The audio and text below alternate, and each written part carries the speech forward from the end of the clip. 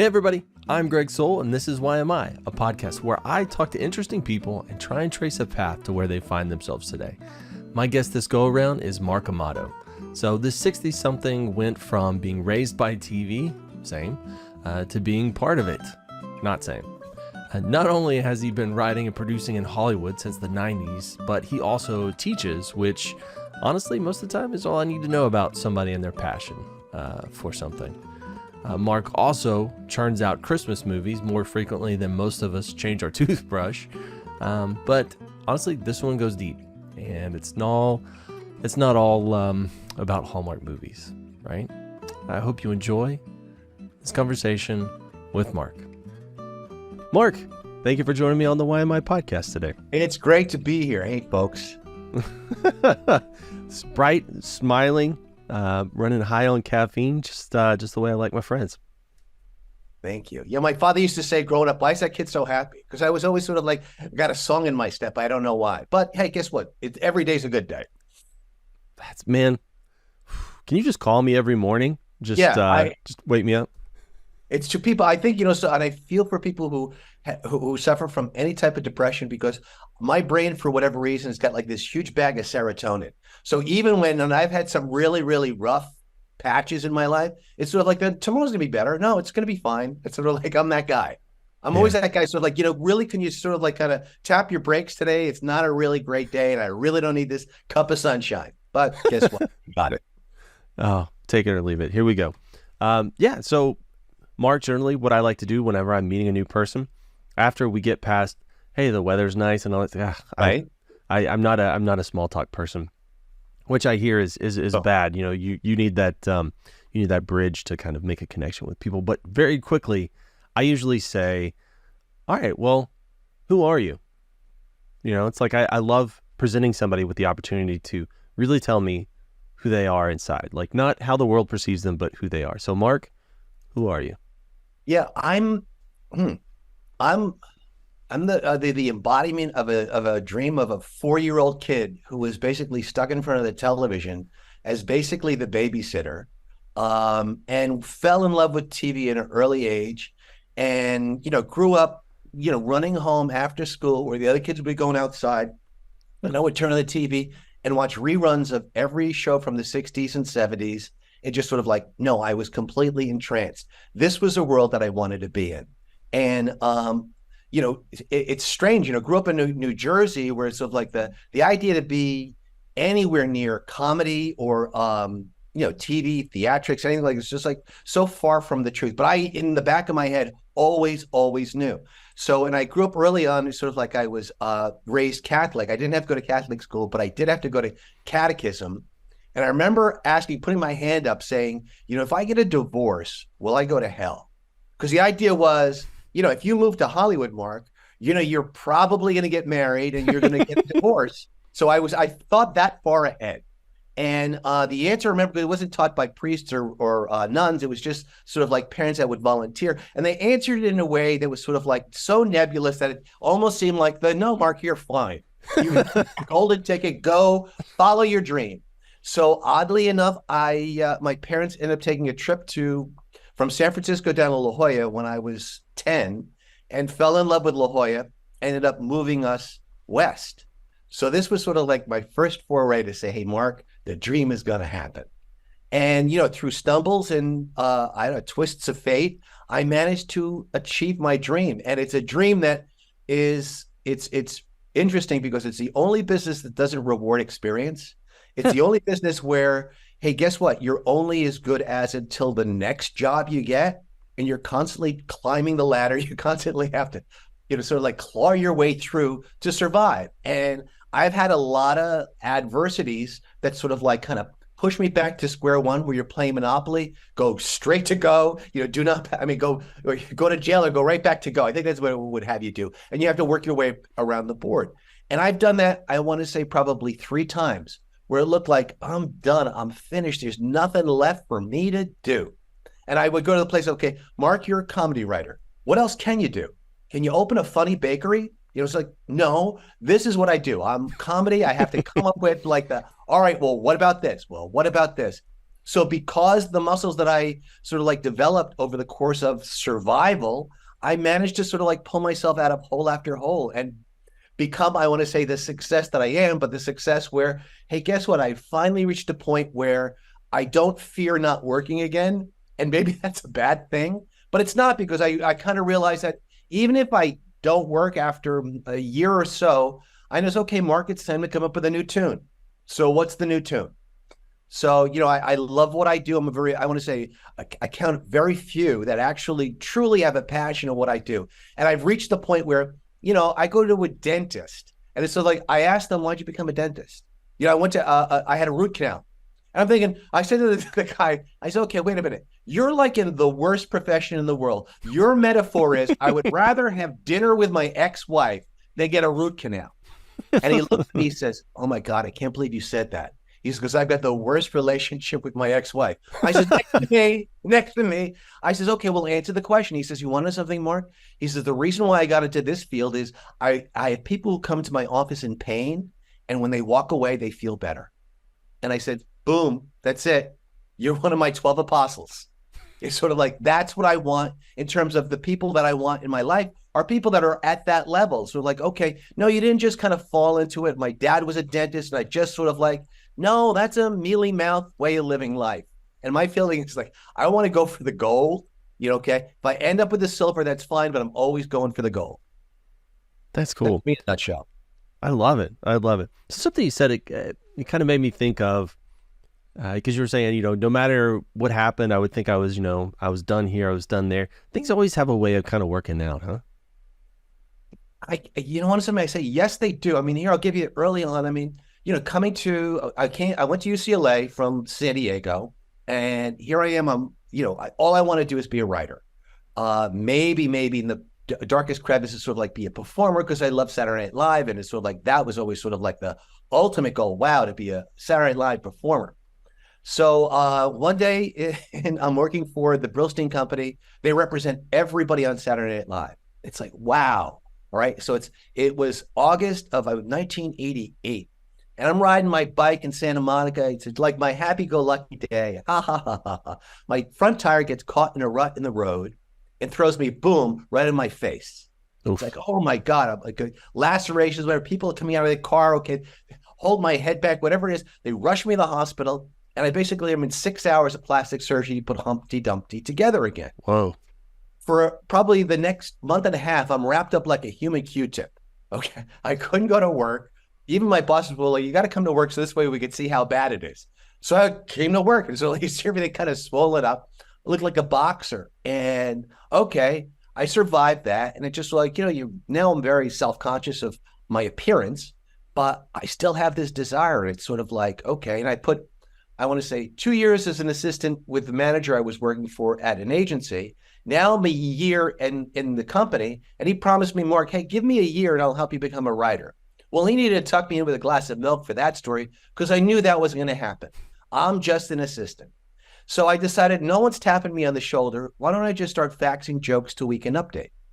Okay. That time the fax was very popular, and you saw Brillstein Gray at the top. So guess what? The star would read, oh my God, this is a really funny joke. I'm going to use it. So I would tune in on Saturday. It was like, that's my joke. It was like, that's my joke. So all the other assistants, and there were only probably about 8, they were like kind of, yay, Mark's achieved the dream. So it was probably 6 weeks of like, wow, I finally got validated. I'm good enough to be a comedy writer on Saturday Night Live. One of the partners pulls me into his office because he had heard, and I thought he's going to say, hey, Mark, congratulations. But he basically says, who do you think you are? I says, excuse me? He says, who do you think you are sending jokes to my client? I says, I'm sorry, did he complain? He says, Mark, that's not the point. You're an assistant. That's all you do. If you write again, you're fired. So here was me with a wah, wah, wah in my real life to say, okay, everything that I was hoping for, okay, I got to push back with a bike accident, push back with even in success, you fail. Now what? And it was a place where it was one of my first, okay, pivot, Mark, what are you going to do? Well, I knew I was going to be a writer here, so I had to look for another job. So I ended up getting a job in development as a manager of comedy development for Sony Pictures TV. And it was sort of like, well, I felt like, hey, guess what? A creative executive. that's pretty good. That's got to be close to being a writer, right? Yeah, of course. No, it was complete and utter opposite. It was basically Glenn Glary, Glenn Ross, with me as an executive trying to sell to the network ideas with some of the comedy writers that we had under contract. And what happened is I unfortunately had an opinion. So we would have writers that would come in with an idea that was like, okay, there's no series here. I remember there was one called The Charmings. And The Charmings, there was a 13-episode commitment at CBS. The idea was, what would happen after the end of Snow White, with Snow White and Prince Charming now together as husband and wife? And they've got children, they've got the evil witch. Okay, and I was like, that sounds like a funny sketch, but I don't know how that's a series. And I'm saying this to the CBS executive. He says, Mark, we have a 13-episode commitment with, I don't think you should be saying this. So within 10 months, I got fired. I basically got restructured. My last name ends in a vowel, so they weren't sure what would happen. So, well, let's throw them a little bit of money, and now let's see what happens. So I did, in the first time in my life, I was 28 years old and out of a job, and now with a little, maybe probably like a 6-month cushion. And it was like, okay, now, Mark, you got to figure it out. What are you going to do? And it was the year of Friends, and Friends has exploded because the job that I got at Sony, I had a guy who wanted to be my agent. So he says, Mark, just write me a Friends spec and you're going to be golden. So I did. And he says, okay, this is good. This is because the show's debut in September. So by October, November, I had the script done, finished. Okay, good, Mark, you're golden. Just sit tight, collect your unemployment, and come May, we'll start putting you up for shows, because that's when networks announce their fall schedule. Well, this is a big chunk of change for me to sit around like, okay, well, let me figure out what else can I do. So I'm watching Mary Tyler Moore show at Nick at Night from 10 to 11. It's like Mary. And it's like this show. And I remember as a little kid, this show was really great. Well, now I'm watching it as an adult and saying, no, this is effing brilliant. So I thought to myself, what if I were to write a Mary Tyler Moore spec? It's like, well, that's crazy. But no, it's not crazy. So I went to the Hollywood bookstore and they would have old scripts. I found an old Mary Tyler Moore script. And the way they wrote it back in the day is they would,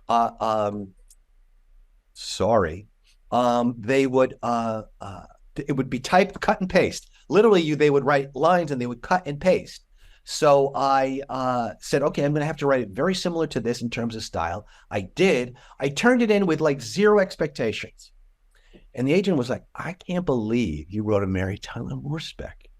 And I said, well, what do you think? He said, I think it's really, really good. Well, that spec became my sort of like calling card. Everybody wanted to meet the guy who wrote the Mary Tyler Moore. Okay. So this was sort of like my first major foray, but opened all the doors. It got me on staff in my first show. It became sort of like it was almost an apocryphal story of, hey, do you remember the guy who wrote a Mary Tyler Moore spec? And since then, I've heard people some writers have tried writing the I Love Lucy or Dick Van Dyke Show. I had a fantasy of after Seinfeld wrapped, because a writer constantly has to come up with new calling material. So that Mary Tyler Moore was great for like a year or two, but every year you got to come up with a new one. I wrote, what else did I write? Malcolm in the Middle. It was sort of like, okay, whatever the script du jour you had to write. Then I remember watching the finale of Seinfeld, and everybody, almost universally, even Larry David actually brought it back on Curb Your Enthusiasm, reviled that last episode was so bad. So I had the fantasy of writing a spec Seinfeld, everything ends the way it should. So like, what a great title, okay? That could possibly be. Fortunately, I didn't need a job that season, but I always thought in the back of my head, that would be a great spec to do, because everyone would want to read it. So it can become kind of a calling card then, because I was curious. It's like they're not going to revive the Mary Tyler Moore show. It's just a way for you to kind of get that energy out and then show people what you can do. Is that the idea? Well, what it is, Greg, is I always say this. I teach a writing class at AFI, and they constantly are asking. They're one thing, they want to learn the form, no doubt, but they want to work. They want to figure out, okay, well, what am I supposed to do? What should I do? So should I write this spec? Should I write that spec? And they're approaching the task from fear, from desperation. Well, if this is what I have to do, and it's like, well, wait a minute. Again, if you have to do it, you're not going to love it. If I had to be a vegan, goes back to that. No, if I'm a vegan and I want to make a meal that I'm absolutely in love with, it's going to be eggplant parmesan. All right. Well, if you're a comedy writer and your passion is to write this, write that. If they're telling you to write something else, okay. But my experience in 30 years, 40 years of being a writer is passion is always key. Whenever I chased the dollar sign, it was literally the dollar sign was running away. Whenever I sort of like followed the passion, somehow that passion led to a dollar sign. Hmm. Yeah, that's cool. That's cool. I love that. I love the idea of, well, I mean, I don't know, starting out, it can be kind of difficult, right? Because you're like, I've got to figure out how I'm going to pay my rent and all that stuff. You've got all that hanging over your head. It is. So, It is. I mean, it's terrifying, but and I'm looking at my students, if they're paying, $40,000 a year to go to AFI. So they're in the hole for 80 grand. Okay. And there's some students that I'll get right away where I'll say, I need your parents' email address. And they're like, what? I said, I need your parents' email address. Just give it to me. And they say, why? I said, because it's their job. And I says, if I was your parent, to say, hey, guess what? You need to back your children's dream. I says, they have talent. I'm vetting them. I says, just give them nothing but positive. I says, because guess what? They will find their day. Opposed to, there are some where I just want to, not that I want to say, hey, guess what? You're flunking the academy, but you need that fire. You need that passion. This is a business that, there is no half measures. Mm-hmm. And again, the success is there, but you need to sort of like put the blinders on that you don't necessarily need the validation. Yeah. I had one student and it was sort of like, he's an oddball. I mean, he's like, wow, some of the pitches he had for what we do in the shadows, I'm scratching my head. We're sort of like even if it didn't work, I would say, I really applaud the effort. So he was one that I took after class and I says, I just want to tell you something. You bang your drum to your own beat. I says, there's going to be a lot of teachers, there's going to be a lot of executive producers that are going to try to put you into a hole, put you into a category. The best person that I could think in history is Tim Burton. Tim Burton had a deal, and he all of a sudden his eyes wide. Tim Burton had a deal with Disney. I says, and they were trying to make him a Disney animator, just so like it wasn't his thing. So he came up with this thing called Nightmare Before Christmas. They optioned it, but they didn't get him. So eventually he went over to Fox. He started doing their things, and Disney realized, hey, wait a minute. We've got this Nightmare Before Christmas. Maybe we should let him do it. I says, and that's who you are. I said, I'm not saying you should follow his footsteps and become a knockoff. I says, you've got your own vision, your own taste, your own take on the world. I says, don't let anybody adulterate that in one fathom whatsoever. That's what I would hire you for. So it's sort of like, and to find that, it's sort of like I tried to do a little bit of stand-up when I first started out because I do impressions, but I realized that if you try to be like somebody else, yeah, you're not going to win. When you own sort of like that individuality of who you are, well, that's when you've got a voice, and that's when you become a commodity. Mm-hmm. You're in, it seems like as a teacher, you're in a tough position because one, you get all of that energy. So I occasionally do some stuff with the local university, and I don't know, man, it energizes me. It jazzes me up to see all these young people actually like on fire to do this thing that they love, but also I've been beaten down by the world. So it's also, I kind of want to like temper that a little bit and try and give them some words of advice of like, to hold fast and make it through. Like, what's your advice to your students to kind of maybe help present them, get them ready for the world? It's funny. I got to say, I went to the University of New Orleans. I did a weekend course, and it was sort of like these students, they're in film and TV, but in New Orleans, what are you really hoping for to get out of this degree in New Orleans? I'm not quite sure. So most of them, this is their weekend. Okay. They had to get up at 9 o'clock until 5 o'clock. So I had a couple of them there, like the arms are folded, and it just sort of like I guess I need to win you over. Okay. So, and I'm not feeling like I should be doing a tap dance here, but okay, you can have your arms folded. You can do too. And I just sort of like went through my spiel, and this was really sort of like learning how to break story.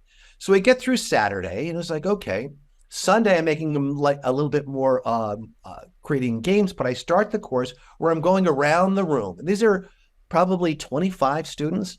So I says, okay, and I gave them the homework assignment. I says, tomorrow I want you to stand up, say who you are, where you come from, I says, and give me something that's really maybe something unusual about yourself. I said, because we've been told as the little kids is no, don't be different. You want to be as similar as everybody else, because if you're different, someone's going to pick on you.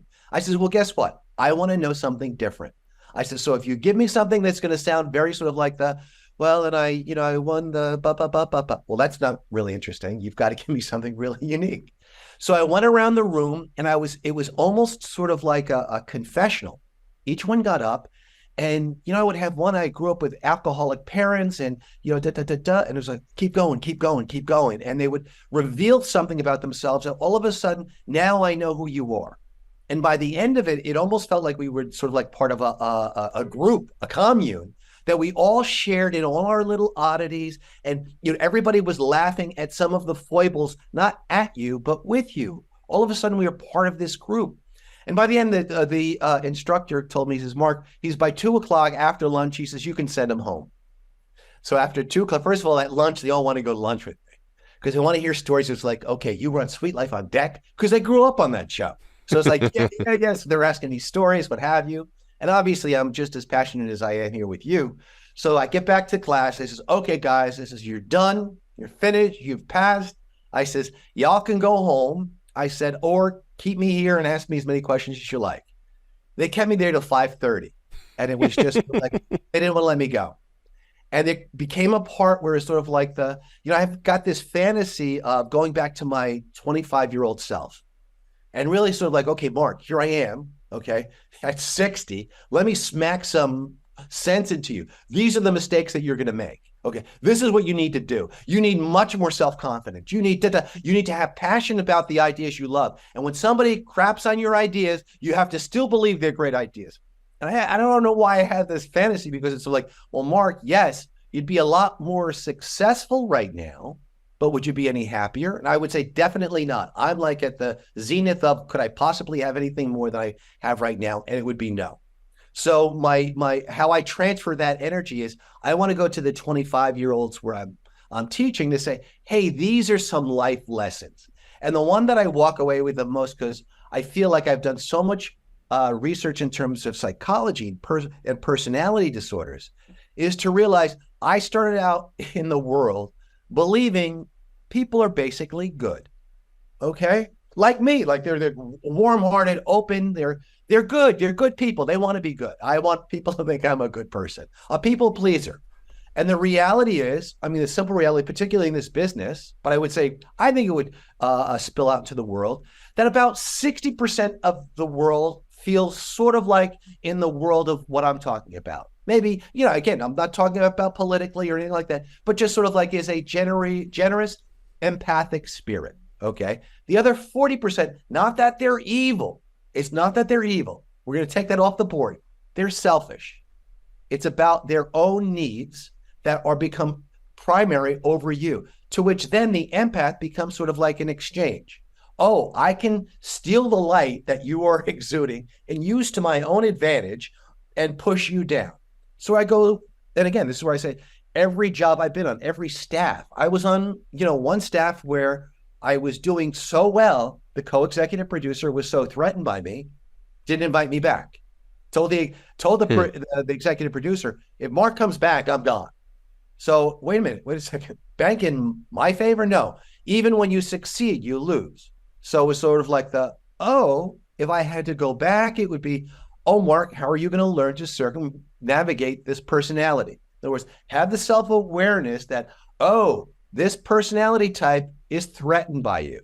How do you circumnavigate that so they're not? Well, if they're not, now you continue to go along with the road of success. And, sometimes it might just be as, okay, Mark, you might have the right idea. Or I've been on staffs where I was so intimidated by the people around the table that I didn't pitch out anything. And it was just sort of like, at one point I said the worst thing possible. I said, I was just about to say that because everybody laughed at his pitch. It was like, oh, really, Mark? So then I learned the lesson of, okay, Mark, you can't edit yourself because you may be editing a great idea. So I would start to say, hey, guys, because it'd be silence around the room. This might be the worst idea ever. It should be my parachute. Yes, Mark, it's the worst one ever. Well, I told you it was. Okay. Where generally speaking, it would not be the worst idea. It'd be a great idea. Hey, yeah, well, what if we did this? This, by the same token, if I heard a mealy mouth pitch from somebody, I said, wait a second, Derek just came up with a really funny idea. Well, now I've given him sort of like the cachet that, hey, guess what? You've been validated. Well, now Derek isn't saying it like this. Well, what if we were to do this? Everyone is laughing. Guess what? Derek feels better. Now Derek knows he's part of my cadre, so we start to protect one another. I mean, so that's sort of like the, if I were to go back, well, they say, and I do this with each one of my classes, is you're going to have that moment where you get your big break, whatever it is. Well, now you have to figure out the hard stuff, which is, it's not just about talent. It's okay. How do I continue to survive in a business where you don't know where the next pitfall is going to happen? I remember in the Bugs Bunny Roadrunner where you'd have they'd be cutting a hole around on the floor, and then all of a sudden well, that's what this business is. And then sometimes I describe this business where I'll run off the cliff like Coyote, okay, with an idea, but Coyote will only fall when he looks down. Okay. Well, my philosophy is don't look down. You gotta go with your pitch. We'll just keep running. That's interesting. I think I'm in the camp of, I think most people are either good or benign, right? It's like they kind of exist in the world.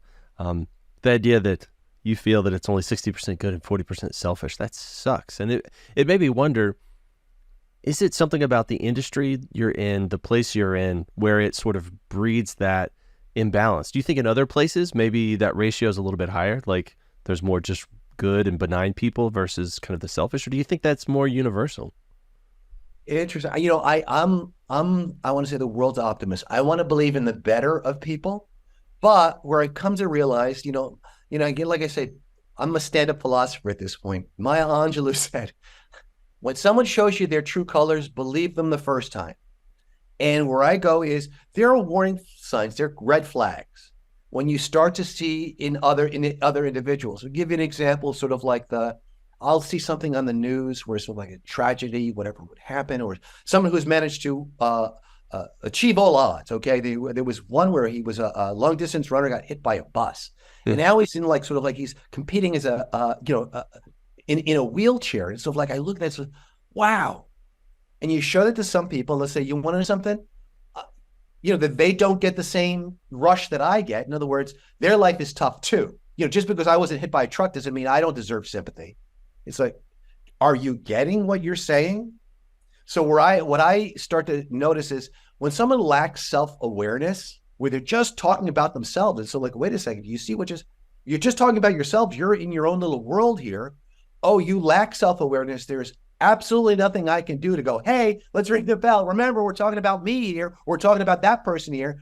Well, it's time not to try to convert that person into a human being. Okay, you slowly learn to step away. So, and I want to say practically every industry, I would say probably more so in my business because it's bred by insecurity. Okay. And to which I've said to you, every time I'm done with a job, I have to try to find another one. And I've been very, very, I want to say, cautious to never throw the desperation vibe. In other words, I had 2 kids. I was at the second child, and I'm off staff, and I really need my health benefits. Really need them, because guess what? Got 2 kids here. Yeah. But if I went to my closest friends in the industry, like Oliver, please, sir, I need a meal. Okay, they're not going to give it to me. Okay, only because I'm putting out this desperation vibe. Rather, I learned to pivot. Okay, and the best thing that I would say in this business is to constantly be coming up with some new product, something to talk about. My favorite thing is I just sold an idea too. Okay. I just sold a couch on eBay. Sounds like, wow, you did something. Okay. I've got, here's one for you, which I just had a Christmas idea pitched to Adam Sandler's company. Really? Well, that sounds really fascinating, Mark. What's the idea? Guess what? What they don't know is, Adam Sandler's people told me he'll never make a Christmas movie. Do I need to say that? Do I need to enter it with well, guess what? I had pitched a great idea to Adam Sandler's company, but they said no. No, I don't do that. I'll give you the the positive spin. And now I'm going to take that idea, because I will say this, I pitched it to his manager. His manager said, Mark, that's a great idea. Adam will never do it. So I'll take the positive, which his manager said that. So yeah, and guess what? Mark's going to write that script. Well, now you want to know more about what's going on here, opposed to wowsy, woo, woo. So like the world is there's a big cloud over it. So you always got to find the sunshine, the little ray of, and where I look to this generation, which is you could be doing TikTok videos, you can be doing, when I was, I don't mean to be bouncing all over the place, but there was a Writers Guild strike probably, I want to say 20 years ago, 15 years ago. And I'm home in my apartment. It's like, there's not much you can do. Okay. And I do a Christopher Walken impression. And someone says, Mark, you got to do these YouTube videos. So I do Christopher Walken as a nursery school teacher. Kids, settle down. No, I'm serious. Oh, I see you, Timmy Watkins, staring at me in the corner. Big mistake, kiddo. You're going down. So it's probably maybe 90 seconds. I post it not thinking anything. It's sort of like okay, I threw a coin into the pond. No one knows where that coin is. About 6 months later, it's his birthday. And I hear my computer going, ding, ding, ding. It's ringing, ringing, ringing. So I go to the computer. There's 250,000 hits on Christopher Walken as a nursery school teacher. Why? Because somebody at YouTube decided on his birthday, we're going to post the best impressions on the cover page. And it was one of these things where he'd say, okay, and then what, Mark? Well, and then a commercial producer found me and said, hey, I'm making a commercial, a spec commercial. I'll pay you to play Christopher Walken in my little video.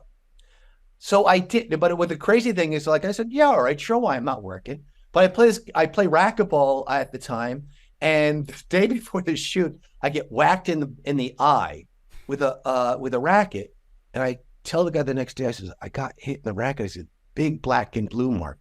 He says, that's okay. We'll shoot it. We'll keep it in there. So if you go on YouTube, and it's like I said, I think it's Tax Slayer, Christopher Walken. You'll see it, and it's just sort of like all right. And now, where did that lead? Nowhere, I want to say, in terms of an acting career, but it gave me the self-confidence to say, oh, okay, I guess I can do this.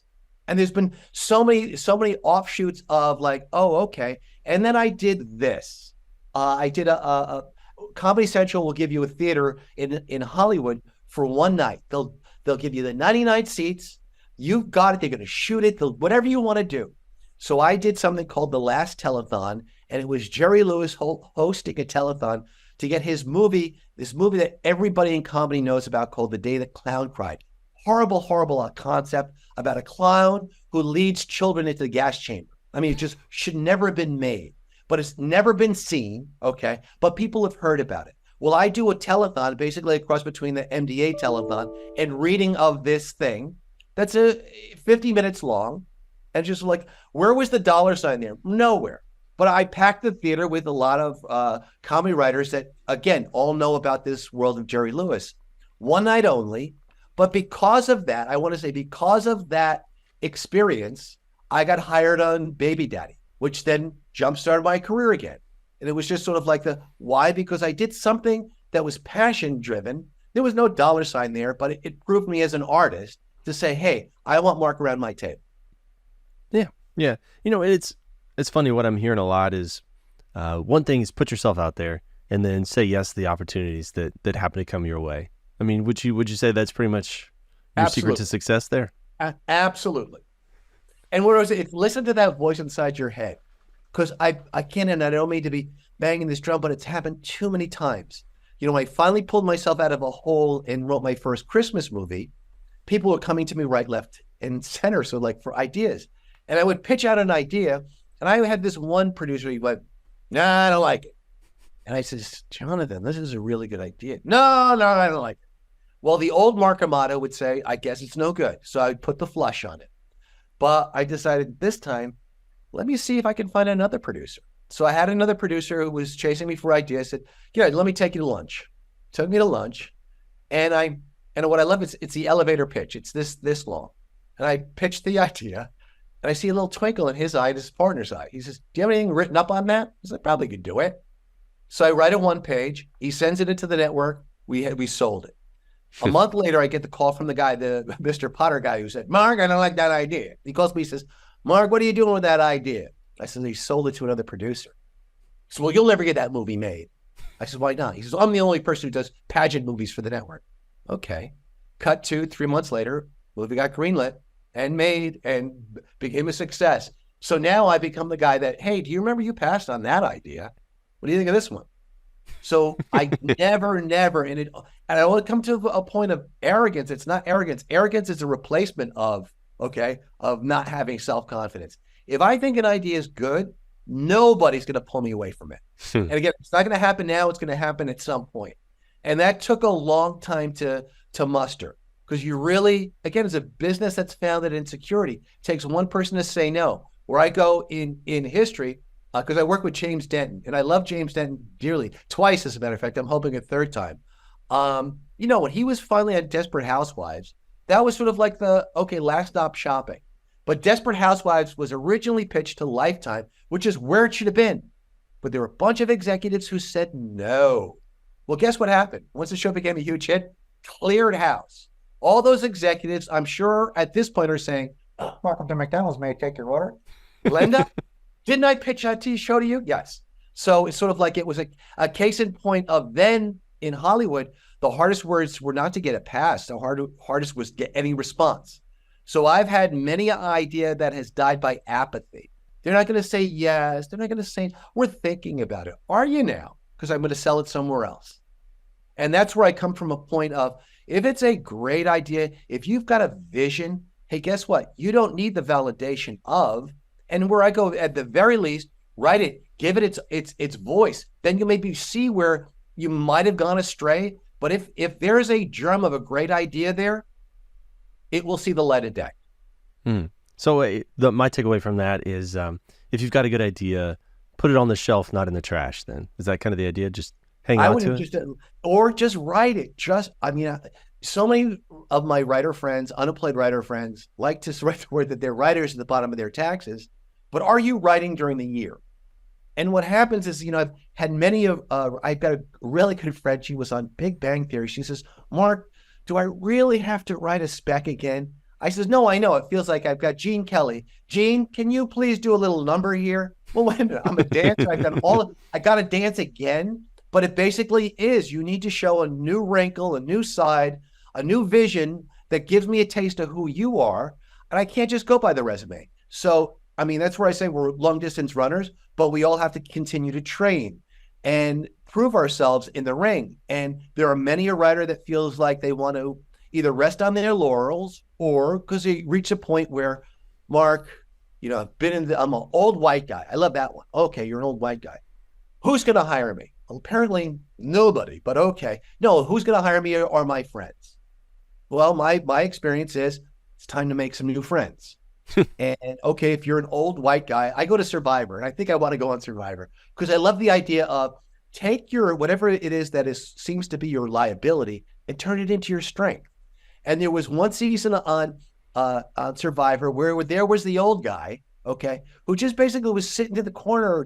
He was everybody's friend. He was somebody sort of like that. Hey, you don't have to worry about him. He's the old guy, okay. He ended up winning, and it just sort of like that's the lesson I want to say in life is sort of like, hey, guess what? I had a bicycle accident. Okay, may have felt like I was the Elephant Man, but at the end of the day is okay. Then I started owning whatever that was. I remember being in a staff where, because some people would not know what happened. I says, you're staring at the scars, aren't you? No, I'm not. I says, yes, you are. You're staring right at it. You want to know what happened? And then there would be a story there, and I would make a fun of the story of how it all happened and how I'm in the waiting room waiting for Michael Jackson's plastic surgeon. I'm like, is that a good thing? Can we go on Yelp? I just want to make sure. Is this the one we want? But it's just sort of like, so now all of a sudden, like I say, when I had the students explaining who they were, well, now all of a sudden I've taken something that could have been a liability. Hey, what happened to Mark? And I brought you into my world, and now we're all part of the same team. And I really believe that that's a life lesson that will carry you, never mind in this business, anywhere you go. I love your energy, man. Like I'm sure people will comment it on a lot. I told somebody one time told me, I hate it when people say I like your vibes, said that's just them saying they don't have a personality. And I don't. I thought that was an honest way of looking at things. But I've noticed when some people have such big personalities, so much energy, everybody else maybe seems a little bit muted. Is it hard for you to find people on your level? Well, it's interesting you say that because I used to be like the consummate. Jerry Seinfeld had a very famous. He loved first dates, and I used to do too. I used to do Match.com. It was sort of like because I'm going to give you my greatest hits, but I'd have the other person say, "This is going really well, isn't it?" Well, if you got to ask, you probably are wrong. Okay. I can find anybody interesting, but here's the thing, and you bring up a good point, which is you don't have to compete with my energy. But what happens is I think sometimes people may find it a bit intimidating. And I go back to because I was that guy. I was the introverted extrovert. Okay. Until you brought me out of my shell, be quiet. I'm not going to give you any of me. Why? Because you may not like me. Okay. And I think we all have this deep desire to be liked, to be accepted. It goes back to when we were children with our parents. Okay. And I'll see that I had one student in, I want to choke up because I sewed the one with the alcoholic parents. And she was a people pleaser. And I know what is not that I had alcoholic parents, but I know what it is to be a people pleaser. I had to take her aside because she'd finally sort of gotten her sea legs with me. And she was coming out of her shell because she was no longer muting her ideas, but her ideas were coming out half measure. I says, you have to understand. I says, you're still worried about, am I going to like your idea? I says, so you're holding back. I says, this is going to be a lifelong lesson. I says, you only got me here for a weekend. Okay, folks, good night. But I want you to do a deep dive search into just what that is. I says, because there is somebody there that's got a voice, but right now she's just whispering, half ideas. I said, so that's what you want to be able to become a full version of yourself. Like I said, I mean, if I was not a writer, I'd be a therapist, but I'd probably be a therapist that'd say, wait a second, isn't it my turn to talk? But that is like, bring your greatest, whatever it is. And I think with a lot of people is they feel maybe they don't have that. And that's where I go to well, then tell me something about yourself. A friend of mine in New Jersey, oddly enough, okay, she met somebody through Ancestry.com who was helping her out with something about her family. And she was so taken by this person, said, I really want to pay you back. What can I possibly do? She says, well, my son wants to be in the business. Is there any way you can? She says, Mark, would you do me a favor and set up a Zoom? And I just did this, Greg. This was last week. So I sat down with it, just like we're doing. And it's just interesting. He wants to be in editing. And he's just being very, I call it general in terms of what he wants to do. I said, okay. I said, well, do you want to do film? Do you see yourself as a cinematographer? Do you want to do reality? He's just sort of again, fresh off the boat. Okay. But when he started talking specifically in terms of what he was able to do, all of a sudden I saw him come alive. And the reason why he's living in Cooperstown, Oregon with his brother, his brother's in the other room, he's an anthropologist. And I says, oh, okay, that's interesting. What does he want to do? And he starts being very, very specific. Apparently there's a dinosaur that has been sort of relegated to not being a dinosaur, but he's trying to prove that it is. So he's coming with all of these things. And I'm saying, okay, boom. His name is Chase. What a great name. I says, Chase, do you see what you just did? I says, you came something so. I says, started out general. Now it's specific. I says, but I want to meet your brother. Brother was yelling in the other room. Hey, no. Okay, because now I've got a face on who you are. I says, you started this Zoom with me. Well, you did this, you did this. I wanted to, I don't know. I said, be specific. I said, I need to know who you are. I said, because then you bring us into your world. And again, I go back to my original, which is sort of we have been taught not to show that specificity. Don't, because someone may judge. Well, they kind of I don't know, as a pathology. Okay. Oh, people think that's kind of freaky. No, tell me, what is it about pathology that you find so interesting? Okay. Well, you're able to unlock the key. Well, now I'm finding something about you that is so specific that I can't put to anybody else that, hey, guess what? Now you found what you need to run with. Opposed to, again, cloud it with generality. Generality does nothing. Yeah, I don't, even on a date, I'd rather say, give me your worst date stories. Okay, it's why am I going to be telling you the bad date stories on a first date? Well, because guess what? At least we got somewhere to build. And what happens is, you'll tell me a story, I'll tell you a story. All of a sudden, we're laughing. Guess what I feel with laughter? Laughter is is next to making love is the very closest thing to intimacy. It means we're on the same level. Okay. We both share an experience that we can now laugh at together. Okay. And the moment we have that moment is where I even say on dates, it's sort of like, boom, I know we've got it. If I saw that connection, you felt that connection in me, guess what we want to do? We want to feed that endorphin. Let's do it again. Let's do it again. Opposed to, again, to go to the place of being that mealy mouth. You don't want to be one or the other because you don't want to say the wrong thing, or you don't want to show too much of who you are because somebody may think you're odd. All right. I'm an oddball. Yeah. Yeah. I'm about as weird as they come, Mark. So I'm very much in that camp, and you're talking about be specific. That's something I've kind of learned through doing this podcast and talking to so many people, is that if you really show people who you are, which is dangerous, right? It's a scary thing, but it's almost like shining a light, and it allows those like-minded individuals to find you, right? It gives them something to follow. And so it's like, if you're looking for your tribe, how are you going to find that if you're not really like advertising who you are in different ways? I've talked to people who will present that in their personality. Some will present it in their clothing, right? Or, you know what I mean? It's like, how do I advertise to other people? This is who I am. Please find me. You come up with these different methods, but it's something that really I was curious about is, it sounds like you've really found your authentic self, like who you are, and you are just Mark probably 95% of the time, right? So at what point did you, it sounds like it was kind of a slow progression towards there, but like, how old were you, do you think, when you really just became you all the time? 50. So not that long ago then. Not that long ago. No. And it was really like at a point where I came out of the fire and out of the ashes so many times. And here was the last time when I told you I was on baby daddy, and, I lost everything in my divorce, had to rebuild. And it's just sort of like, am I ever going to own a house again?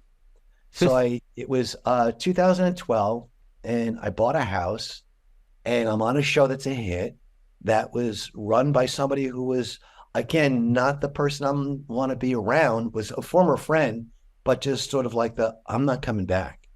So it was like, wow, all right, well then now what? And I was at the last place of like, I don't want to live in now one anymore. I can't lose this house again. I can't. So I had a Christmas idea, because I had a movie at Freeform, Revenge of the Bridesmaids, Before All the Brides Pictures.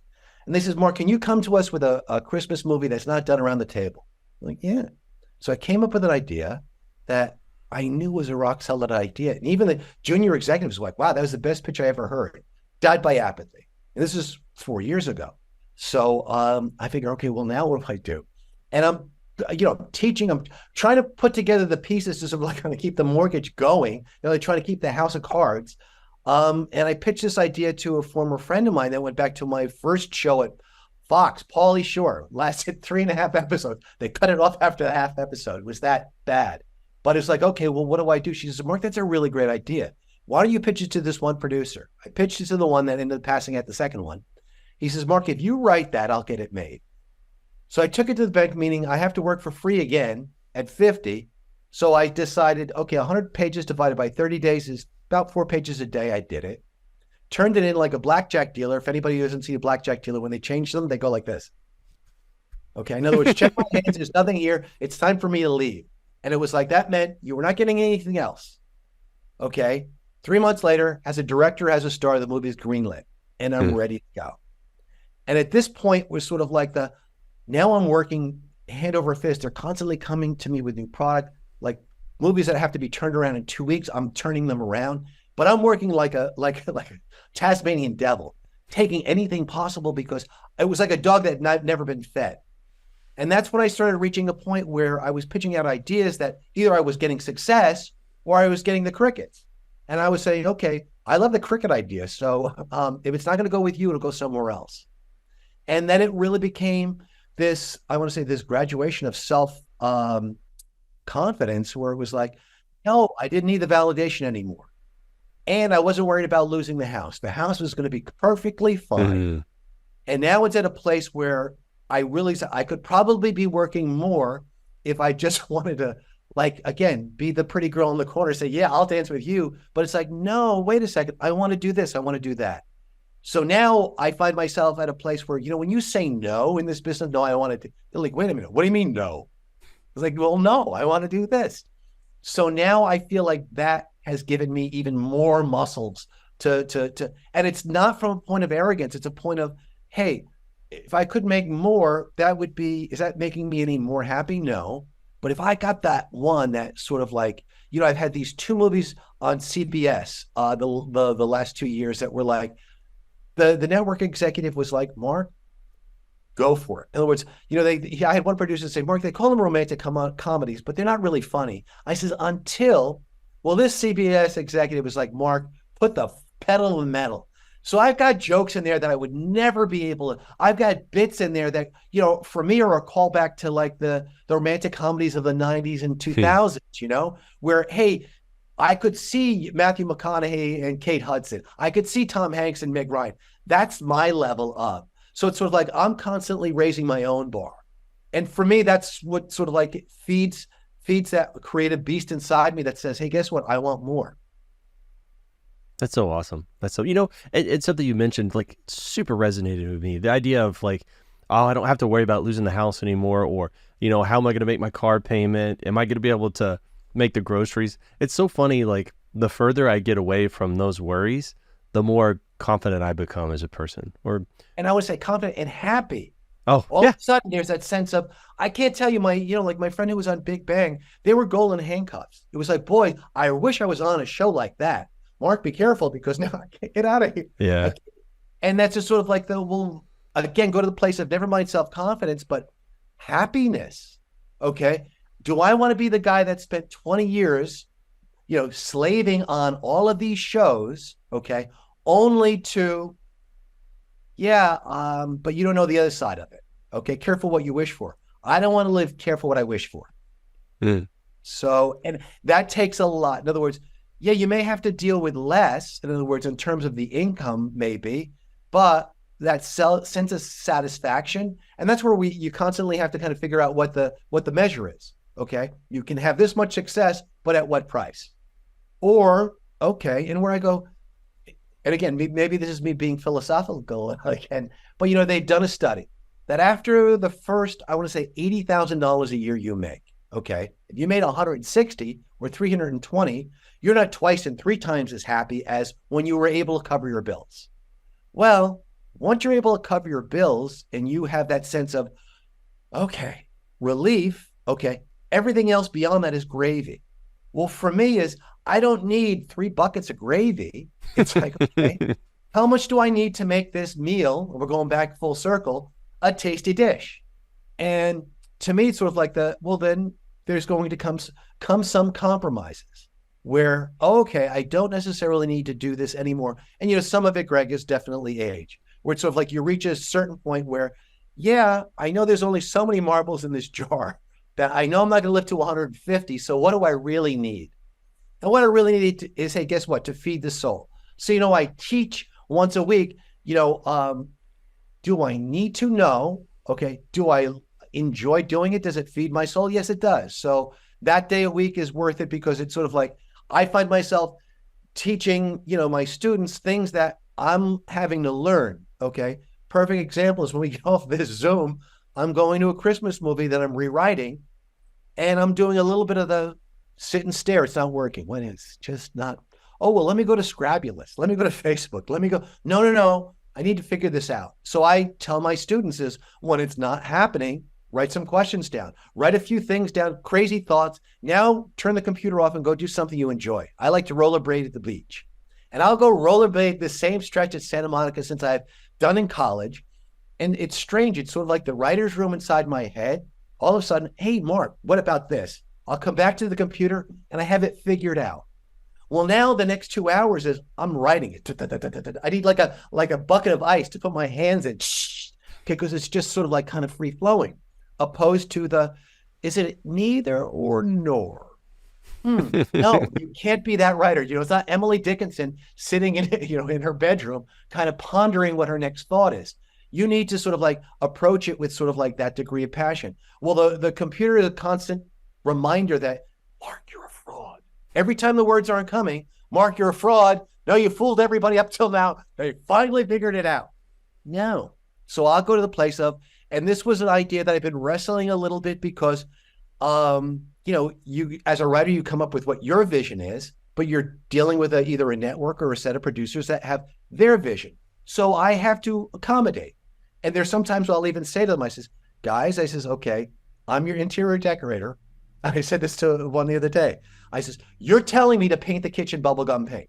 Now I know that's a bad idea. You're going to walk in here and say, wow, this is a little too bright for me, but you can't come to me. I'm just a house painter now. So if you tell me bubblegum pink, maybe you're thinking about Barbie the movie. Oh, now we've got it. But there comes a point where me as a creative, and I am the writer, I say sometimes, hey guys, I'm just the writer, which guess what? That means I'm the cook.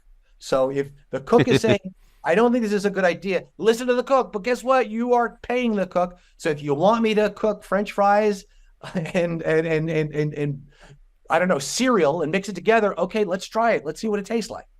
And then when you say it doesn't taste good, I know you're not going to own that. You're not going to own that. No, Mark, you didn't do the best version of cornflakes and French fries. So I have to find a way to make that work. That's my job. And you've hinted at it a whole bunch of times already.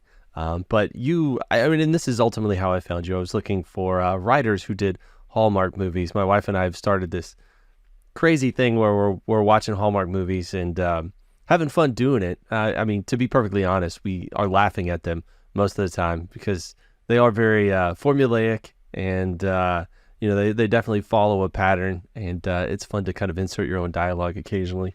But do you feel like that's your happy place, being that? Because I mean, you are very prolific too. I see like sometimes you're putting out like 2 movies a year. When that genre, that flavor, does that feel weird? You became the Christmas movie guy. Christmas guy, yeah. I had one year where I had 2 original and 3 rewrites. It was sort of like 5 movies. It was insane. And I want to say with CBS, because again, you're talking to me. They're like, you want something? We got to get Mark with the press circuit. They got to wait a minute. You want the writer to talk to the press? Yeah, we do. So and it's funny. So one year I did it. The next year they want me to do it again. They said, but Mark, should we send you a hair and makeup? Because in case you see my hair's a little, I said, don't worry. I said, I'll figure it out for the press session tomorrow. So here I am with the actors, and you look at everybody, all the pretty people, and I don't call them pretty people because they're talented too. Okay. And they're asking me questions. And I was, why are you talking to me? I'm just the writer. But they wanted the answer to the question, which is sort of like how do you come up with these ideas again and again, which is sort of like you find a new wrinkle. And I says, here's the thing. I says, you had a movie at Hallmark called A Royal Matchmaker. I said, we take a look at the poster. There's the matchmaker. She's dressed in a beautiful red dress. And there's the prince. I says, so guess what? Spoiler alert. They're going to fall in love. Okay, yeah, you know that. All right, you know, but wait, why are you watching this movie? Why are you finding it interesting? Because you don't know how. Okay? And then what I will have is I'll have that last act break. And it takes a lot, Greg, because it's sort of like I have to figure out like a puzzle. How am I going to put these characters at complete odds at the end of Act 8 so that you have no idea how possibly they're going to come back together? Well, the network makes it very, very clear to me. Okay, we're hitting a hammer on my hand as I'm writing. Guess what, Mark? This is the act where people will tune out. If they see the ending coming, they don't want to come back, and then we lose all those advertisers at the end. Okay, so I put these 2 characters at odds that there's just absolutely no way you could see them coming back together. Why? Because I sprinkled a couple crumbs in the beginning that now are going to come full circle at the end, where all of a sudden now it's a souffle. And then when you have that final moment, she shows up at the Royal Gala, and there she is in the dress, and he's there. We know, okay, yeah, I get chills because like, yes, that's what we want. We want to please, Mark. Tuck me in. I want to be tucked in. I want to feel good. Okay, just don't make me feel like a schmuck at the end. So that to me becomes the art behind, okay, it's just a Hallmark movie or it's just a Christmas movie. That's the art of like, wow, you created a satisfying ending here that I didn't see coming. And for me, that's the goal in each one of my movies, is to find a way that, hey, guess what? You know what? I don't want to say it's a cut above, because I've been part of ones that just seem to be good enough, and good enough is not from the school that I was raised. So it's like I'm constantly trying to find a way to push myself. And I will even have some that say, hey, Mark, don't push yourself so hard. It's okay. And it's like, I don't want it to be pablum. I don't want it to be predictable.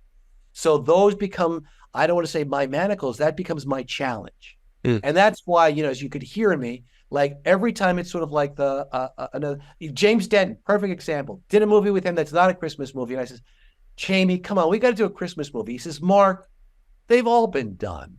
And I'd say, until, and I come up with an idea. And he's like, oh, wow. Like, how did I come up with that? So it's always finding a new wrinkle to an old chestnut that, hey, guess what? Now we've got something completely new that, again, you can be passionate about, I can be passionate about. Yeah, for sure. And I love rom-coms. That's one of my favorite. I mean, I love comedies in general, but rom-coms, I think are particular. And I was like questioning myself. I was like, why is it about that specific that I like so much? Or maybe it was my wife asking me. And I came up with, I just love to laugh. I mean, that's one. That's right. Step one. I love to be entertained in that way. But two is, in a rom-com, it's going to turn out good, right? It's like no matter what adversity they have to go through, in the end, like you said, you're going to get tucked into bed. And I think I kind of like that piece about it. I mean, it's interesting. Because if I talk about like my favorite comedies of all time, one of them, for all intents and purposes, is a romantic comedy. Now you look at that as my template, which is Planes, Trains, Automobiles. Okay. It's completely heterosexual, but for all intents and purposes, it's a love story about these two men. Okay. Here he is on the Steve Martin, all about business, trying to get home for the holidays, get away from this madness. And here's this other guy, which will realize he's got no place to go. And it took the course of this movie for Steve Martin to realize, oh, this wife that he's been talking about, she's gone. And it's sort of like, here he's going back to his family. He couldn't wait to, and because of adversity and this guy he's been saddled with, he's actually made that dream come true, come back home with me. And when they walk through that door, I mean, I tear up. And so like, here, honey, I want you to meet Dell. I remember his name, Dell. Okay. And he's part of the family now. So, and that's very much like a guy's movie, because, you can do all the craziness. And that's what I love about romantic comedies. You can do, balls to the wall crazy, but if you just ground it in something real, I just did I talked about Naked Gun. Okay. The original Naked Gun. Okay. A movie that was based upon a series from the Zucker brothers that was, let's just lampoon all the old cop shows. And they did such a wonderful job. Okay. But what they lacked is something that they stumbled upon in Airplane, which was, it was the love story that kept Airplane afloat. Well, then when they do Naked Gun, and it was completely absurd. Okay. This love story between Leslie Nielsen and Priscilla Presley, like the perfect casting. Why Priscilla Presley? But because that love story is what kept all those gags alive. That's what made us feel good in the end. And at the end of the day, you just said it, we want to feel good. And I think that's why I'm living at the golden age right now of what I do, is with everything that's happening in the world, please, can you give me a 2-hour break? Just a 2-hour break, and have somebody say, hey, Mark, don't worry, it's going to be okay. And I think that's what these movies do. They give us that little bit of mental break to say, yeah, it's going to be okay. And wouldn't it be nice if life worked out that way? And the positivity kind of goes through it, right? It's always woven through. It feels like there's always somebody who's, they want to be a naysay. I mean, all right. So it feels like the Hallmark formula is one person doesn't like Christmas, the other loves it. And they also have some conflict where they couldn't possibly be getting together. And then, through the course of it, they end up together, and the other person decides that they love Christmas. Right. Which I feel like it's been done so many times. Let's find a new way to do it. Like the one that ended up selling to Hallmark, which was the one producer said no. He says, Mark, come up with a new way to do A Christmas Carol. And I'm thinking, that old chestnut's been done right, left, and center. It's done Bill Murray. They did a female version. And at the time I was doing hot yoga, I'm sitting there in hot yoga, and I'm going, Christmas Carol, Christmas Carol. Wait a minute. What if it has absolutely nothing to do with Dickens' classic? I says, this woman's name is Carol, I said, she's a single mom in town that goes hog wild at Christmas. So when the school comes December, she's got the decorating committee. She directs the school play. They call a Christmas Carol because she goes crazy for the holiday. Lo and behold, a single dad moves into town, okay, and he wants to take part of the talent show. So the two of them butt heads, okay, because of what her vision is and what his vision is, and somehow they come together, okay? That's the elevator pitch. And that's where I got to know. And I was sort of like, no, I'm telling you. I said, his name is Terry. They're going to start calling him Terry Christmas, and she's Christmas Carol, and they're battling the holidays. Well, it was that pitch that ended up selling. And it was like, but the network was very, very, like, okay, careful, Mark, because I made it akin to War of the Roses. We can't have characters yelling at one another. I understand that. I says, it's not going to be like that. I said, but we have to have characters that come from two opposite sides of the fence.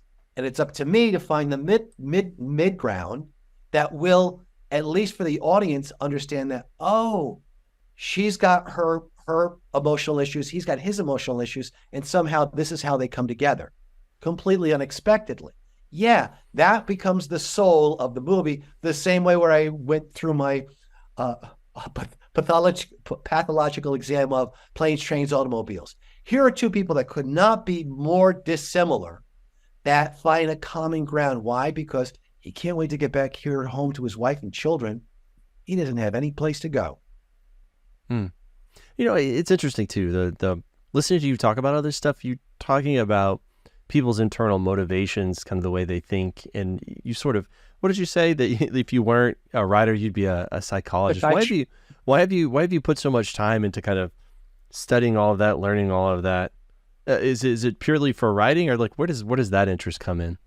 It came from me just sort of like you're repeating the same mistake again and again, just sort of like okay, Mark, you got to start figuring out this. So I spent plenty of time in a chair, okay, in therapy to figure that stuff out.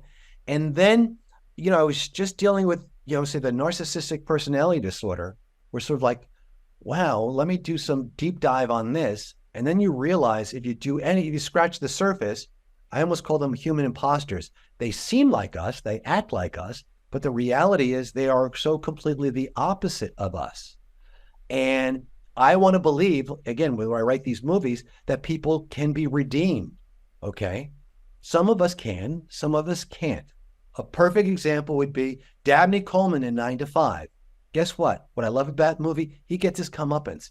He doesn't come around and say, hey, I'm a misogynist, no good son of a gun, okay? And I've learned the better of my ways. We don't live in that world. No. I had one character in a movie at Hallmark that was that character, okay? Not the misogyny, but was trying to steal somebody's idea to take it for her own, for this magazine. And in the end, the character ends up saving her job. And at the end, she says, I would have hoped I would have done the same thing for you. And it's sort of like I wrote it, I try to make it real, but I don't believe it. People who are inherently selfish, I don't want to say evil, but are inherently selfish, that are willing to put your neck on the line, okay, are now willing to say, wow, I have the self-awareness to realize I did that, Greg, and boy, am I sorry. No, but sometimes in a world that I want to believe those people exist are. So the reason why I did was sort of like, I have to take a look at this, not only for self-preservation, but I'm dealing with these personality disorders with people I work with, okay? So, there was an example, and again, maybe we'll use her name, why not? My second job coming out of the fire, okay, was with Mariah Carey, okay? Mariah Carey was writing and directing this Christmas movie that I was hired to help fix. And there was a scene in it. Now, the thing is, when these movies, is you realize you only have a certain amount of days. There was a scene involving a minor child, okay? When you have children, you only have them for half a day. So I have a line producer barking at me saying, Mark, you need to get rid of this scene. Well, this was a scene that Mariah happened to really, really love. I don't know why. So I'm on the phone with her and I try to explain to her. I says, this is why we have to lose the scene. This is what Mariah heard. You're done with my little spiel. No, I want the scene in. I said, okay, well, the scene stays in. Who am I going to say, right? So I get a producer who calls me and says, Mark, the whole executive producer, why are you telling Mariah that she could have that scene. We can have that scene because now the line producer's barking at him. And I said, listen, I told her that scene's in today. I said, but I'm also writing another scene for her character. I said, so come in 2 or 3 days. I'm going to say, okay, Mariah, do we want this scene with a kid or do we want this scene with you? You choose. Which one do you want? I said, it's going to be the shell game. He looks at me and says, brilliant. So sure enough, and again, I'm hanging my own head to be axed or dried here. But come the time was sort of like okay, you could do one or either. Okay, so I want the scene. All right. So we lost the scene with the kid.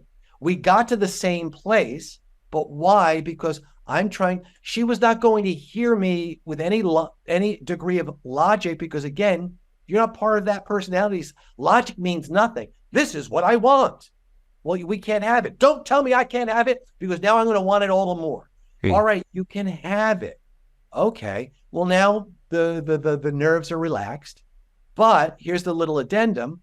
You can't have everything. So which one do you want to choose?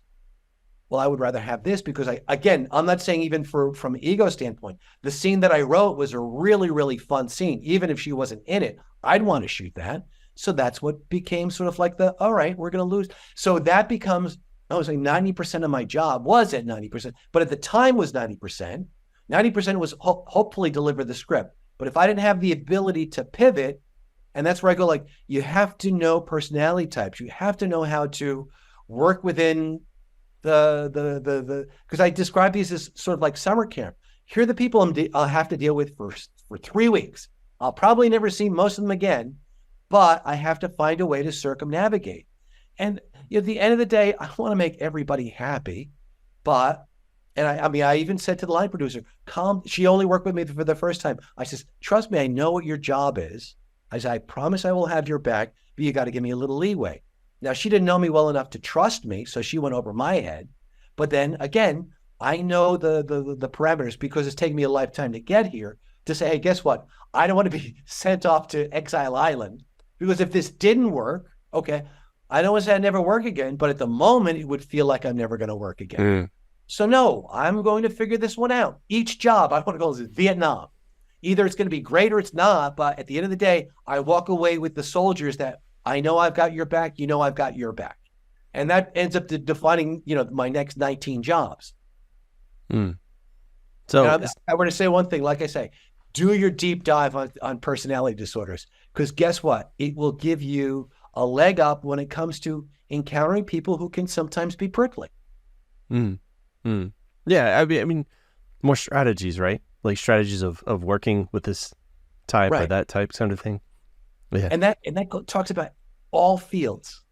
I mean, it's interesting. I'm married to a Filipino, married to a woman, 2 kids, get a divorce, come out of the closet. I mean, again, we're talking about all these lifeline things. So my husband worked with a physical therapist. This is the beginning of COVID, and he and all the other Filipinos are getting all the COVID cases. Okay. And it's just sort of like the why, because some of the other physical therapists are sort of like, well, we can get away with this. All right. Well, in the Filipino culture, they're very passive aggressive. So here they're dealing with this is something that's wrong. Okay. And we're taking a walk in the neighborhood to clear our heads after work because you can't do anything with COVID. And he says, you know what I'm going to do? Tomorrow I'm calling in sick. I says, wow, you really told them. And he says, well, what? I says, well, maybe we take a look at this and say, hey, there's an inequity. I says, why don't you go to your supervisor and say, hey, take a look at the schedule here. It seems to me that all the Filipinos are getting sort of like the COVID cases. We're being put into a compromised position where it doesn't seem fair. I said, well, now it's up to your supervisor to say, let me take a look at this. All right. Well, all the other Filipinos were like, no, Erwin, you can't do this. Well, he got in there and he did. And you want something? He made a change for the good. Yeah, there were a certain cadre of physical therapists that were trying to take advantage of the Filipino therapists because they could, because they were never going to voice their concerns. Well, once they were voiced, hey, guess what? You can't go back again. So now I want to say I unleashed the monster, because even in our relationship where it's sort of like if he wants to speak up for himself against something that I'm saying is, I'd rather give you that.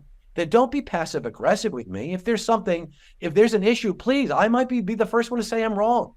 But the idea of, okay, like I said, it's taken me a lifetime to get to that place because I've been in fear-based management where you're on staff where if I say anything, I'm going to get fired. Mm. Well, if I don't say anything, I'm going to be in a job I'm miserable at. Which, pick your poison, Mark. Which do you want to be? Well, I'd rather speak my piece in a way that's not going to get me fired. There you go. Why don't we try that?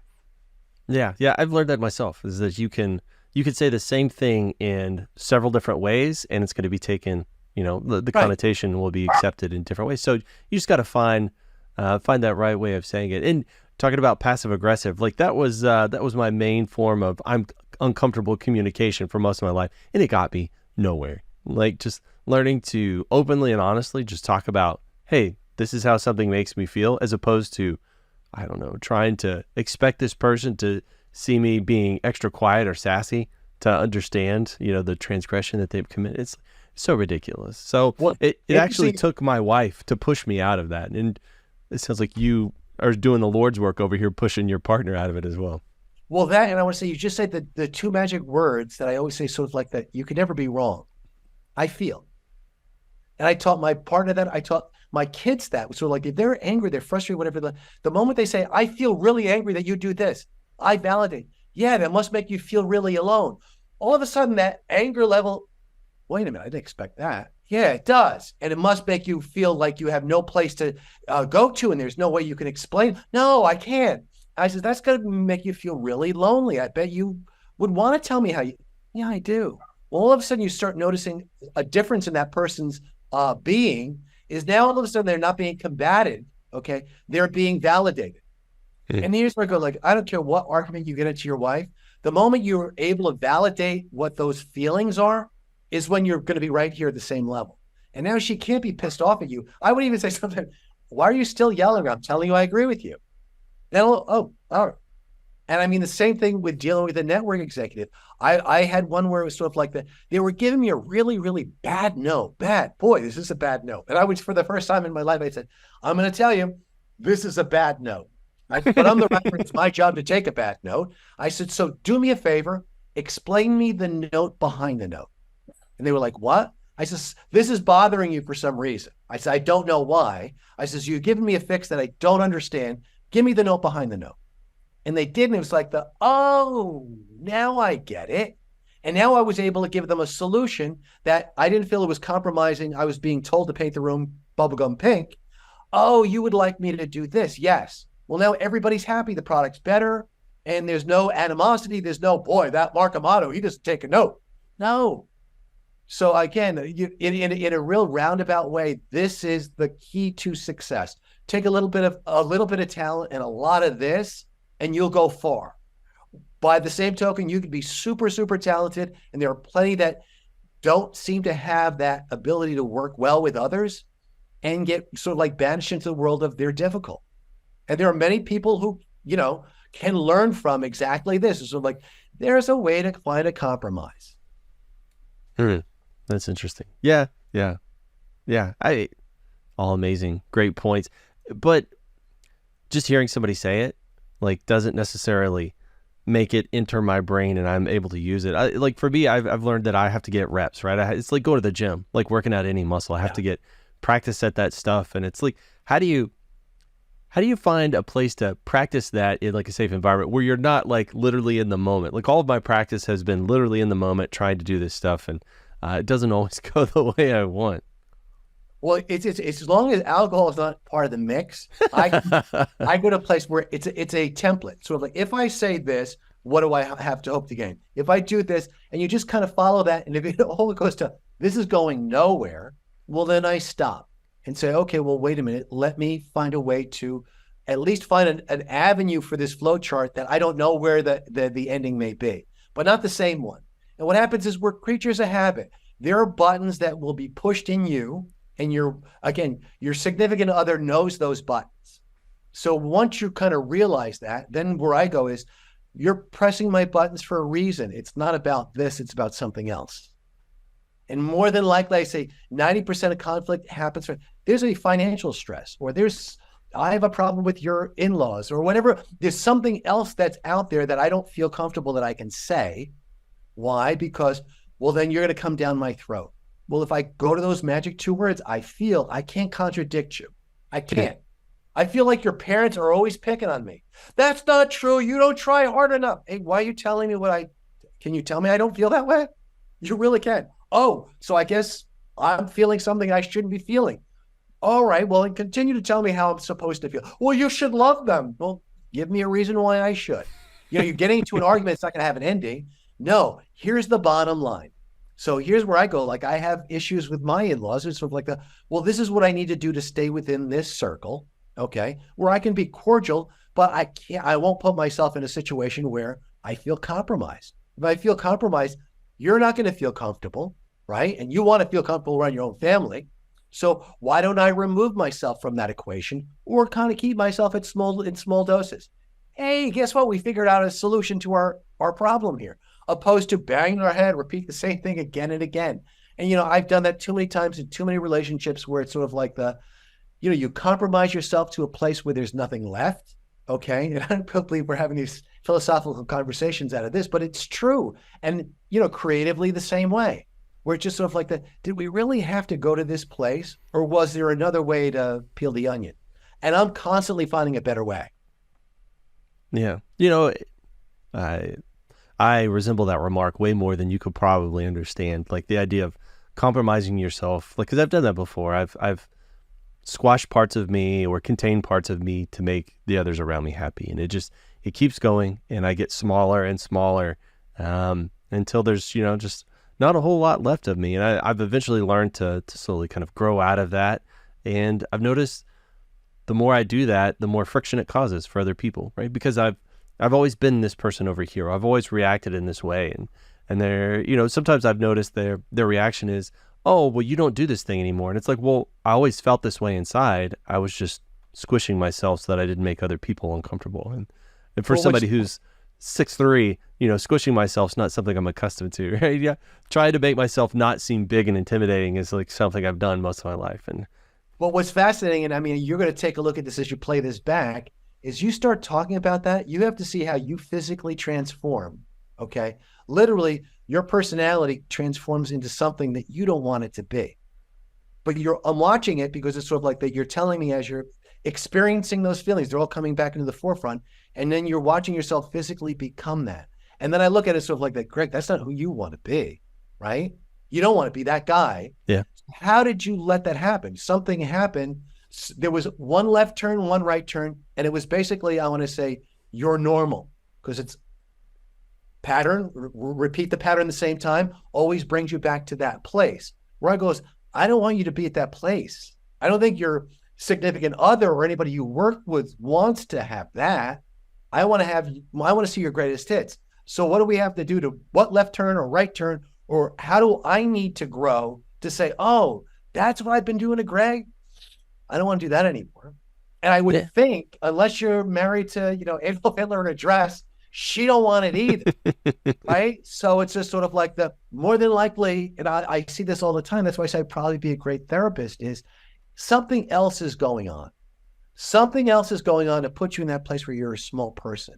Okay. Some insecurity, some resentment, something that's sort of like that.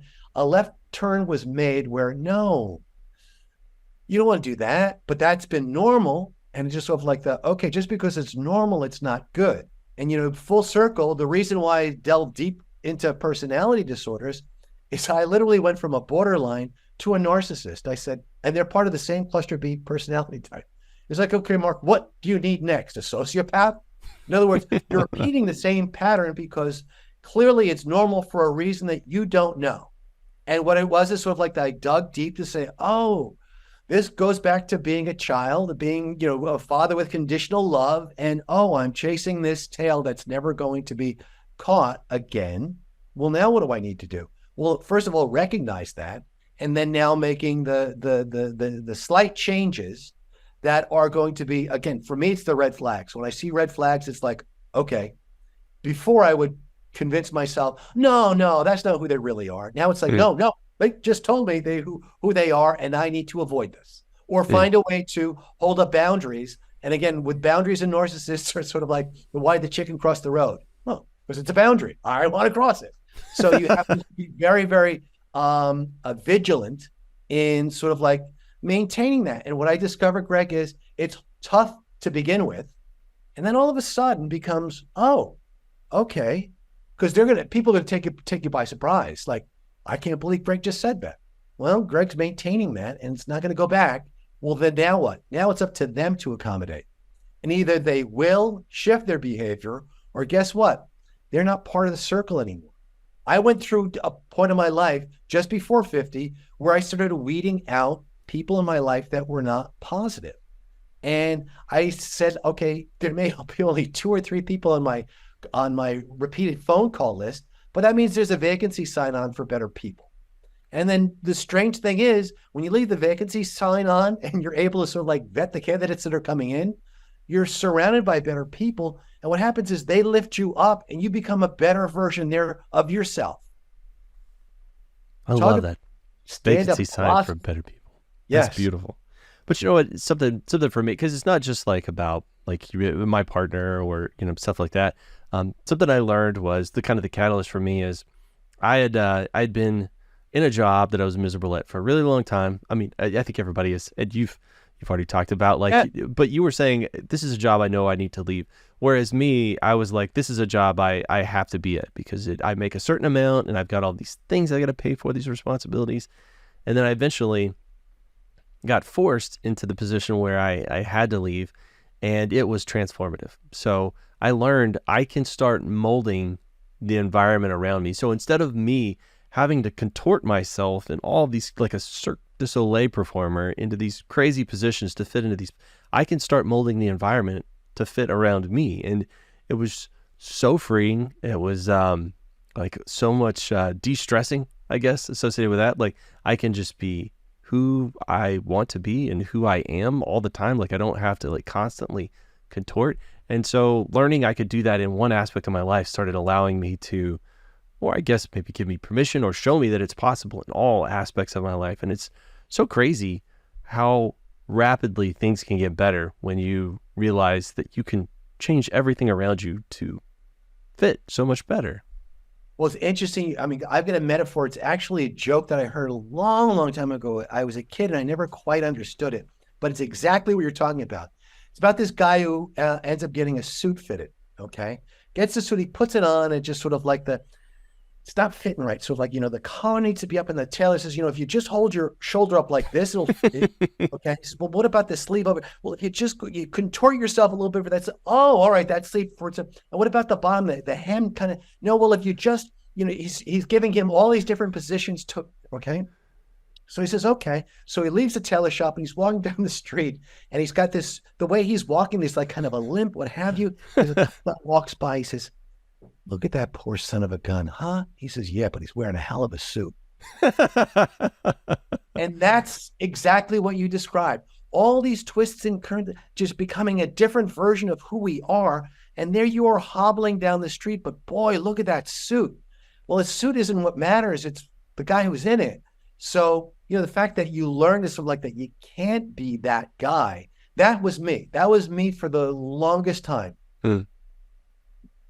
Me too. That's I would say I get like this on a soapbox because I don't know how many people I'm hitting. You know, so yeah. When I teach my class is 7, it's like, oh, I got 7, but I think to myself, maybe in 25 years, and it's like, thank God Mark told me that, because that's exactly what I learned along the way.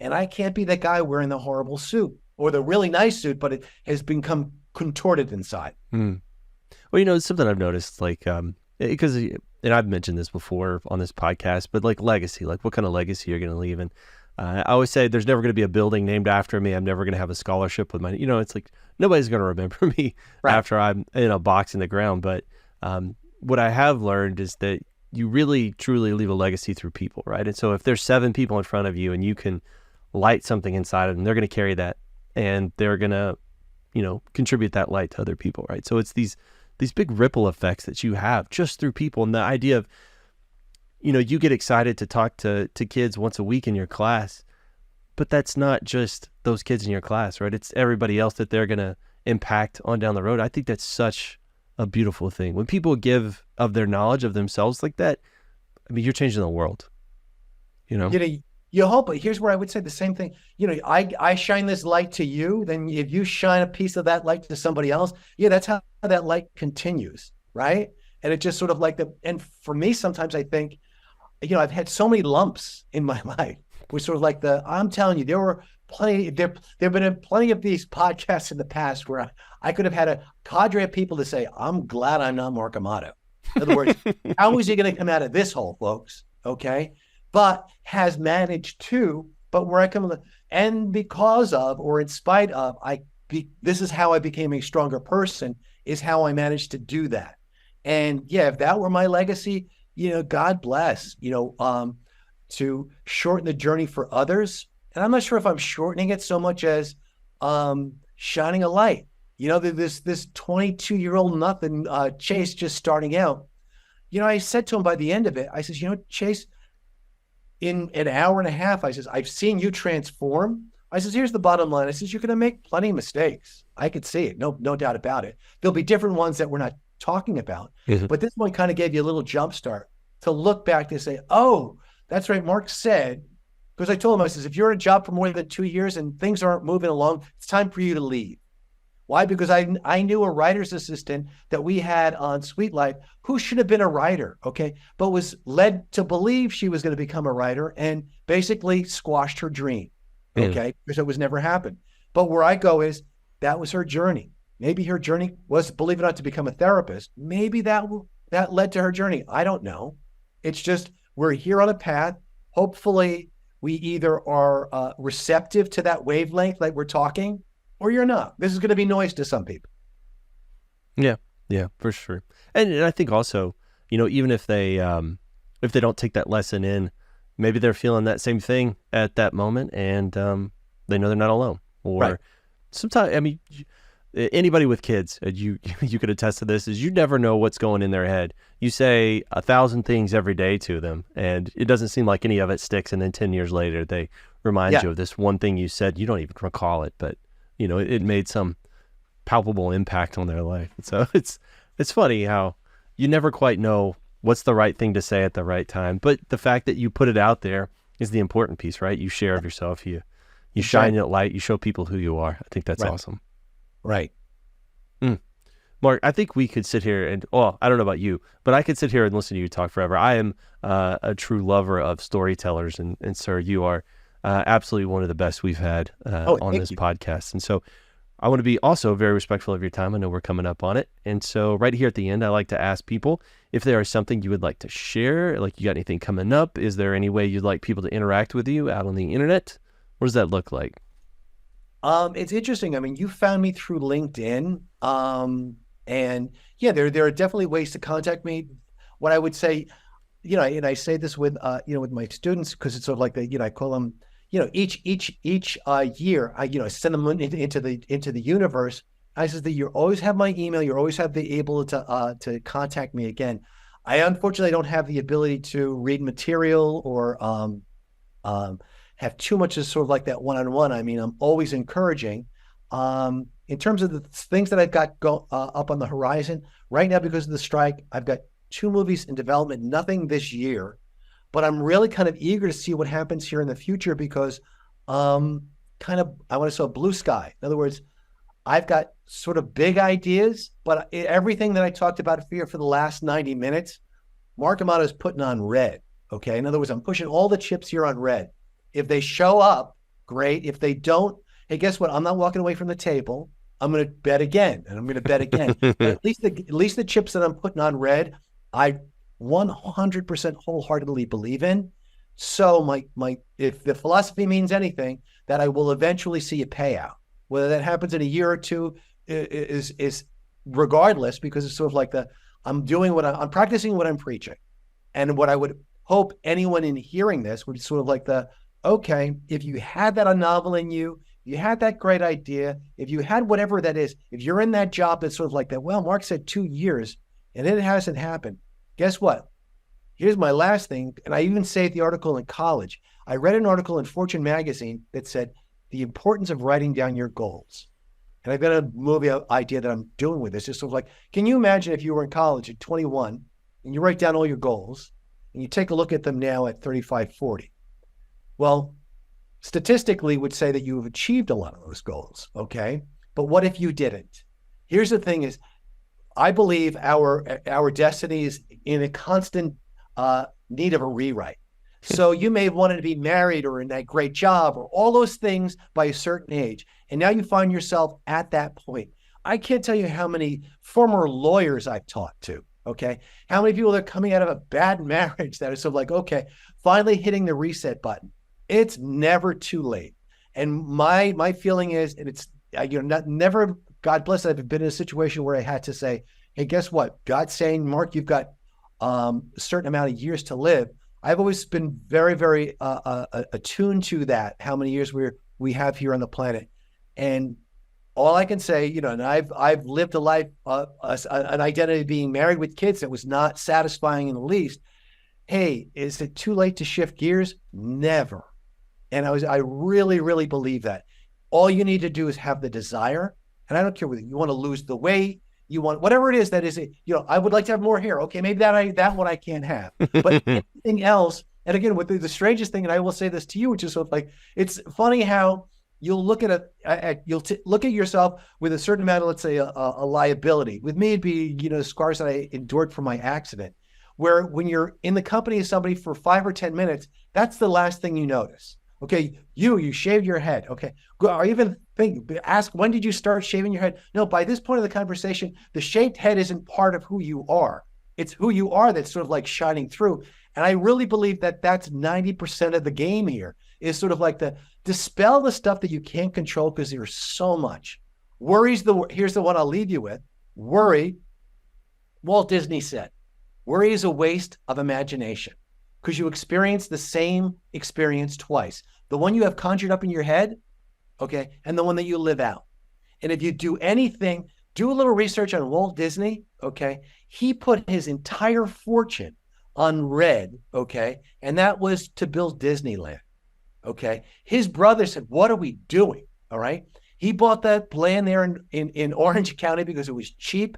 He had this dream to build, so like, no, here was his vision. I want to create a place where parents can experience the same joy as their children in a place together. That was his elevator pitch. And I mean, the rest is okay. So what if he listens to someone who said, no, just continue making freaking cartoons? Well, that's what we do. It would be a whole different universe. So if you go to that place, it's sort of like that, guess what? The world really is your oyster. You only put your limitations on it. Okay. And at the end of the day, why are you putting limitations? Okay. Why are you worrying about, well, then this may happen? Yeah. But I would rather die knowing, hey, I gave it every try possible. Okay. And then people say, boy, like Mark, really, he went for it, damn it. And sometimes I'm as proud of my failures, creative, as I am my successes, because at least it got me to a place to try. So yeah, that would be on my gravestone. Don't stop trying. I think it was Churchill who said, failure is the lack of trying. Once you admit failure is when you stop trying. I love it. That's such a good message to go out on, Mark. Let me hit stop on all this stuff, bud.